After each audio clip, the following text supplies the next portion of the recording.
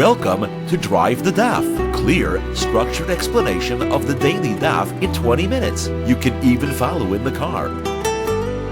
Eruvin Daf Chav Beis concludes the Gemara Zagadata, where we are explaining a number of different psukim. We're going to explain one more from Shir Hashirim and another one from Devarim. The Gemara will then go back to the Mishnah and learn the halacha of the wall around the well. The Gemara will discuss how big that wall is allowed to be, how great of an area it's allowed to enclose. The Gemara will have a shaila on the subject. Then we get to a Mishnah. Mishnah will introduce the topic of a public highway passing between walls. Does that destroy the concept of walls or not? And the Gemara will attempt to apply this to a number of different circumstances where you find a passage of the Rabbim through walls, whether those walls still exist, different types of walls and different types of roads, whether they count in order to ruin the halacha of the walls or not. So the Gemara begins by quoting a pasuk in Sefer Shir Hashirim. The pasuk says, his head is of finest gold, and his hair is black and curly, and black as a raven. So the Gemara explains this step by step. The Gemara says his hair is curly. That refers to the curls of the letters of the Torah. The spikes and the points are on each of the letters, and the Gemara says you can learn tilei tilim, you can learn heaps and heaps of halachos from each of those points on a letter. So the Gemara says, and the rest of the pasuk describes who is able to learn these halachos. So it says shchayris k'erev, which literally translates to black as a raven, but it could also mean shachris and arvis. Somebody who comes to the Beis Medrash early in the morning and leaves late at night, he's the one. That's the first pshat. Rabbah says, no, it's from the word of mashchir, somebody who learns with such effort that it actually makes his face turn black like a raven. And then Rava, that was Rabbah. This is Rava. Rava says it's somebody who is cruel as a raven. What does it mean he's cruel as a raven? He's so devoted to his learning that he ends up making his children rely on hashgacha to support them because he doesn't work, and therefore he's cruel to his children as a raven, doesn't feed his own kids. Instead, they are fed by HaKadosh Baruch Hu. Implication being that HaKadosh Baruch Hu will take care of them, just like he takes care of the children of the ravens. Like his story, the Gemara says, Ravada Bar Masna was on his way to yeshiva again, and his wife said, you have children, what am I going to do to feed them? And he said, there's no more wild vegetables growing in the field. If there's nothing more from Hefker, we have a problem. But as long as there's Hefker stuff growing in the field, feed them that. Okay, now the Gemara brings the pasuk discussing reward. So the pasuk says, "Mishalem l'sainav alpanav lahavidoy loyachal l'sainav alpanav yishalem lay." So he repays those that hate him to his face to destroy them, and he will not delay to pay those that hate him in his face. He repays them. So in his face, simple pshat here means the face of the Rasha. So the Gemara says, no, this is referring to giving schar to a Rasha, somebody who's an evil person, but he did some good deeds in his life. He deserves reward for it, so HaKadosh Baruch Hu gives him that reward as if he has kaviyachol. The pasuk says, Yeshua ben Levi says, if it hadn't been written, you wouldn't be able to say such things, but it's as if the pasuk is describing that Hashem is carrying a load on his face, and he can't wait to get it off. He has this reward, he has to give the Rasha, and he gives it to him in a good riddance style. Then he says, the Sonny will not delay giving reward to the one who he hates. The Gemara says that means that he gives them reward in this world so that they get it right away. But for a tzaddik, his reward waits until the world to come so that it's much more worthwhile. And that's what Rabbi Shua ben Levi said when he understood the pasuk Anochi mitzavacha hayoim la'asaisim, famous drasha that's quoted by Mesilas Yesharim here. Hayoim la'asaisim, today is the day where you do mitzvahs, not tomorrow. Tomorrow you can't do mitzvahs any longer. Hayoim la'asaisim, today is the day to do them and not the time to get the reward. The time to get the reward is in the world to come. Now what does it mean when it says Hashem is erech apayim, slow to anger? Apayim here is plural. Was it slow to anger? So the Gemara says it's two types of repaying. He's slow in showing tzedakah to tzaddikim, giving reward to the righteous. They don't get it until Ayam Haba. He's also slow in punishing the wicked so that they don't get major punishments. They have a chance to do tshuva. Okay, that concludes the Agadata. Now the Gemara wants to know, when in our Mishnah we discussed the halacha of how big the area enclosed around the well is allowed to be, so we had a machlokes. According to Rabbi Yehuda, it's only up to a base assignment, only up to 2, so only up to 5,000 amas. So the Gemara wants to know, does that mean that the well could be 5,000 amas, or does that mean that the entire enclosure, including the 2 amas strip around the well, could be 5,000 amas? The difference is that 2 amas strip is that in addition to the 5,000 amas, or is that including the 5,000 amas? What's the question? The question is as follows. The reason why we want to have 5,000 amas is because people are going to confuse this with a karfeif. People are going to confuse this with an area which is enclosed. It has a wall around it, but it is not intended for a dwelling place. It's not for people to go in and out. It's not a place where people walk. And you're not allowed to carry in a place that's larger than that, even though it has walls. So we don't want you to carry in this well wall, even though there's walls. Now, when people are going to confuse it, what are they confusing? They're going to see this large enclosure and say, oh, I could do this, even if it's a non-used area, I can make such an enclosure as well. They're going to think about the size of the well when they think about how big an enclosure they can make and carry in, even though they don't use it too much. Or they're going to think about the enclosure of the well and the space around it. What are people's minds or eyes naturally draw to? So the Gemara tries to resolve this question, and again, our question was, what does Rabbi Yehuda hold? The Gemara is going to quote another brisa, which quotes the Machlekes, and the Gemara is going to see that Rav Shimon ben Elazar says his opinion clearly, and therefore Rabbi Yehuda must be different, and that will be the Gemara's proof is. Let's see what the Gemara says. So the Gemara says, there's a brisa that describes how close are these corner pieces that make this wall, how close are they allowed to be from the well?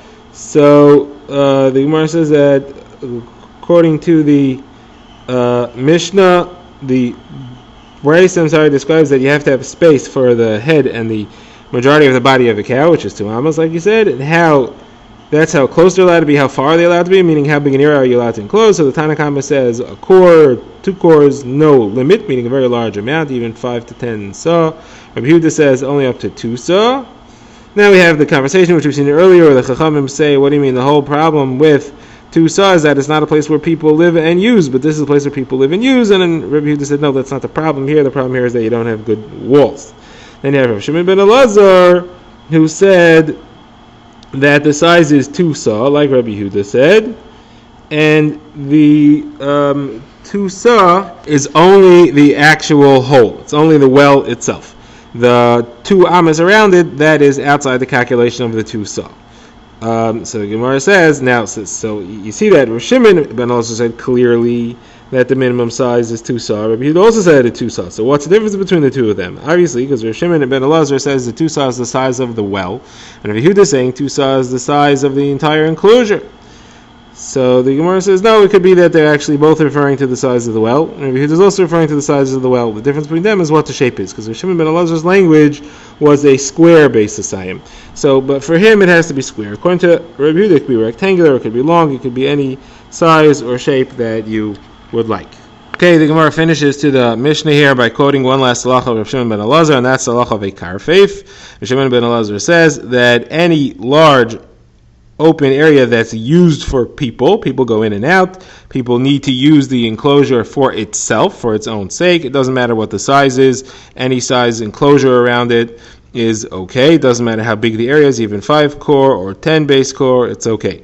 However, if it's a place which you're not using it itself, it's just enclosed for the sake of some other area, like a watchman's hut or something in the fields, so it's not a place that people walk frequently in and out, then an enclosure only works up to 2 base saw, not more than that. That's the halacha of a karfeif. And this applies even if it has a roof. The first one is okay even with no roof, and this one you have to have a roof.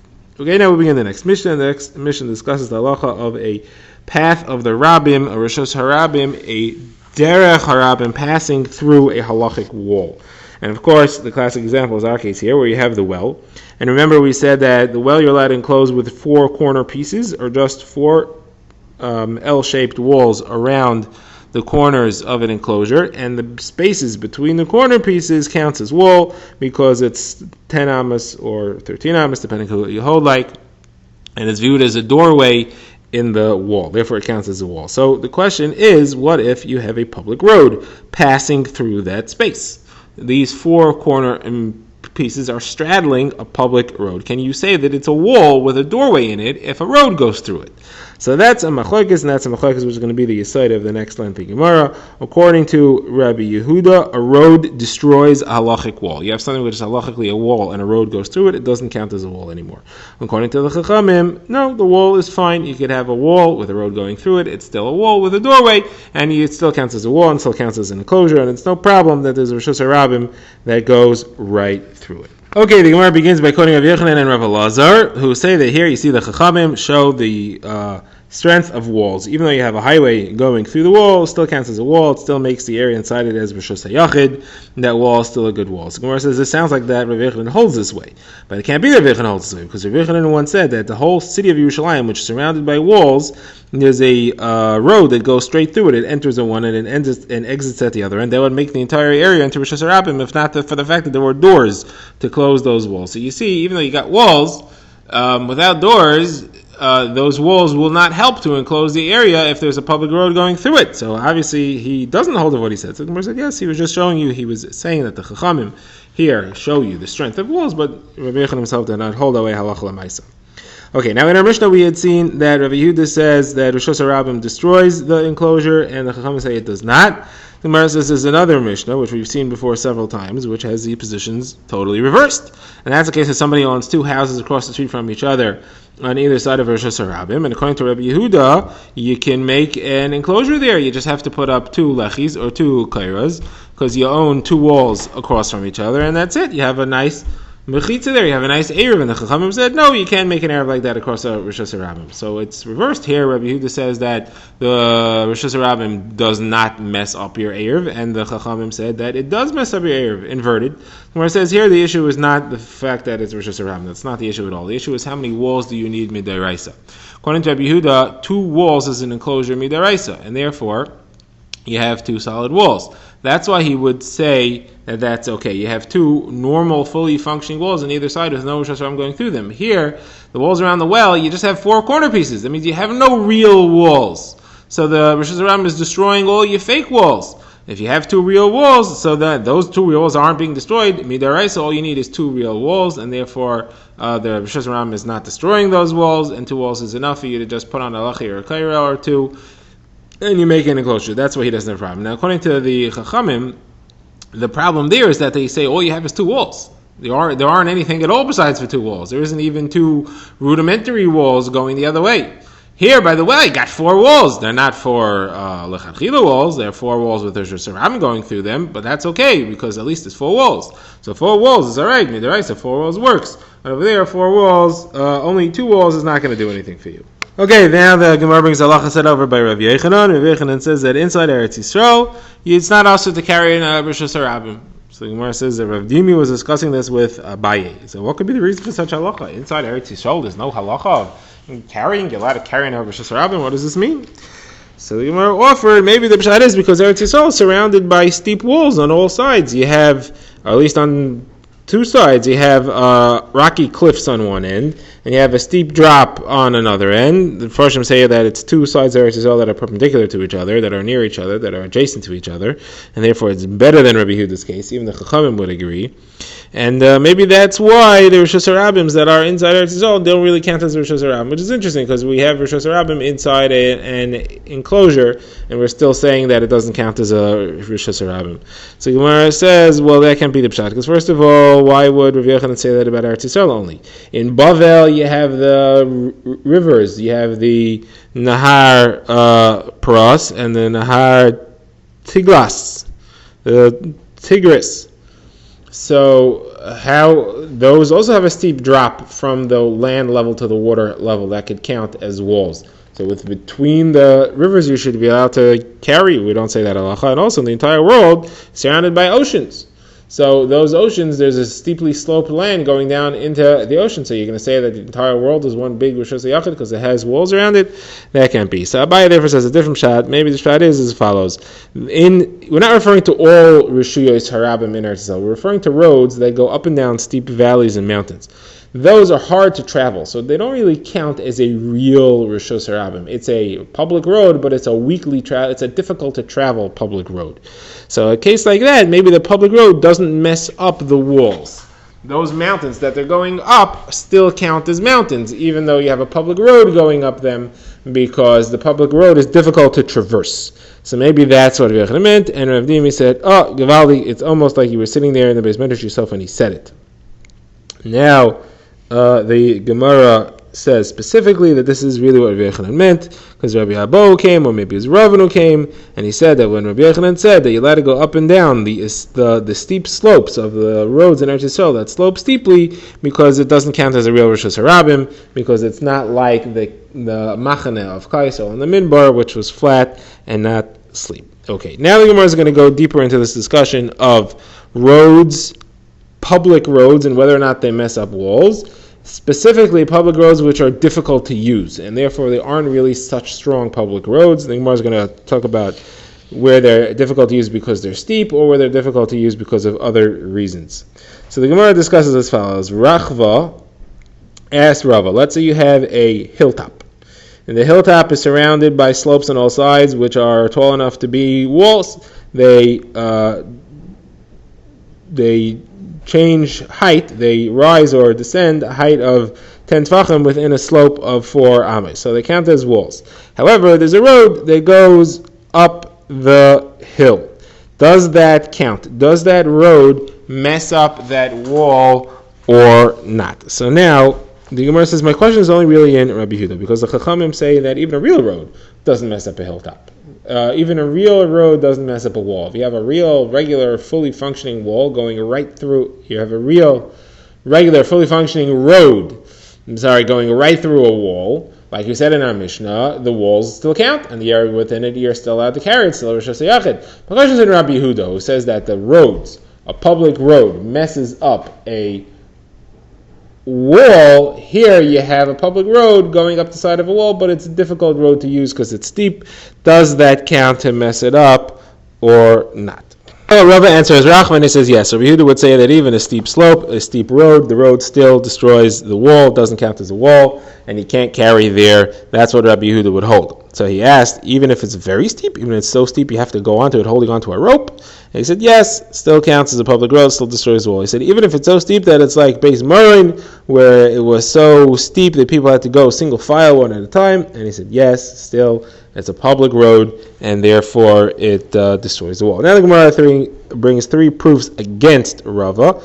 Each of them is a very similar style. It's a Mishnah, which says that a certain place is a Rishus HaYachid v'Hilchos Shabbos. It counts as Rishus HaYachid, and the Gemara will establish that it's Rabbi Yehuda, and the Gemara will say that it is a case of a road going through a wall, and the Gemara says that no, it's really the Rabbanan. So let's see the structure over here. So the first case is where you have a chutzner, an actual courtyard. That's a privately owned yard. But there's doors on both ends, and the public passes right through it. So this is our case exactly. It's a public passageway that goes through a closed area.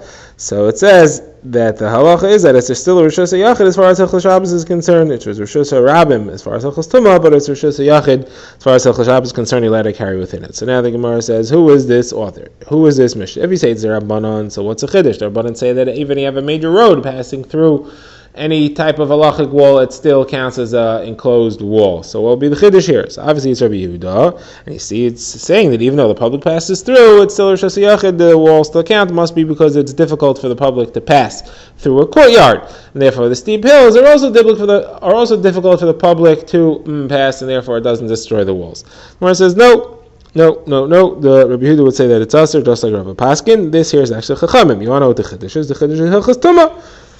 As far as Hilchos Tumah is concerned, it still counts as Rishus HaRabim. Okay, next proof, similar structure, is talking about a mavoi, which the Gemara says is in a pit, a ditch, or a cave. The Gemara says, what? A pit, a ditch, or a cave? How could you have a mavoi inside a pit, a ditch, or a cave? The Gemara says, no, it's not what it means. It means that just at the end of the mavoi, right by the entrance to Rishus HaRabim, there's a hole or a cave or whatever it is right there, and that hole, the walls of the hole form a real mechitza, real wall, because they're steep. And the space from the walls of the mavoi to the walls of the pit are less than 3 tvachim. So you have lavud there. So this counts as a real wall. You could actually consider it to be a closed wall, with the inclusion of the wall of the pit close to the wall of the mavoi. Now, what's the halacha of this? So it says it's Rishus HaYachid and Hilchos Shabbos. It's Rishus HaRabim and Hilchos Tumah. Now, again, who is this? If it's the Rabbanon, of course. Actually, first we have to add over here that this is a Mavim Mafulish, which means that it's open on the other end completely. So this is one end that opens to Rishus Rabbim, it opens on the other end to Rishus Rabbim. So the Rabbim could still get through, but they have to squeeze between the pit and the walls of the Mavoi when they're going through.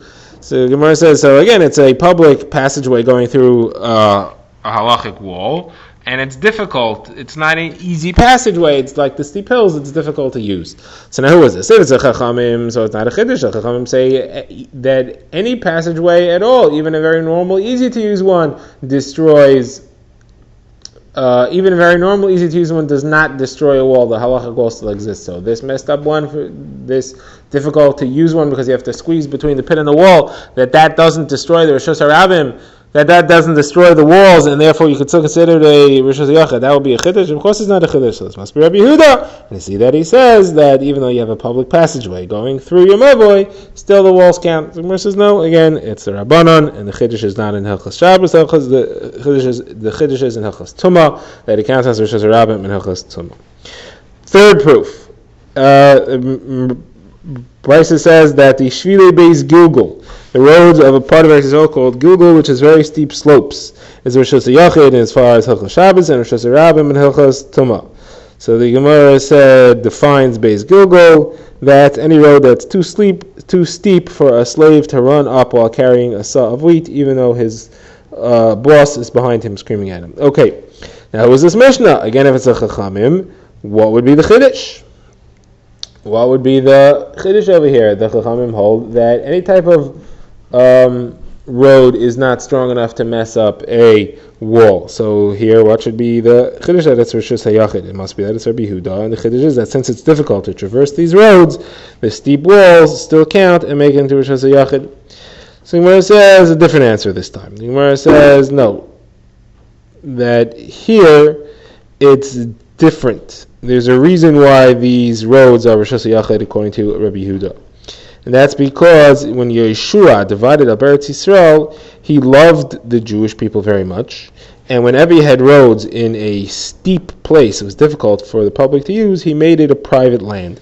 Whenever he had easy to use roads, he made it public land. Therefore, steep roads in Eretz Yisrael are going to be owned by a private individual. And even Rabbi Yehuda agrees, if a private person owns it, the road that goes through it doesn't count to mess up the walls. Why? Because he could shut down the road anytime he wants, so it's not a real road.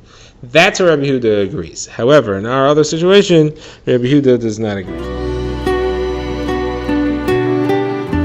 Drive the Daf is a project of the Grand Woodlands Shul and is presented by Rabbi Yitzchak Landa. Find us on YouTube or subscribe to daily emails by emailing drivethedaf@gmail.com.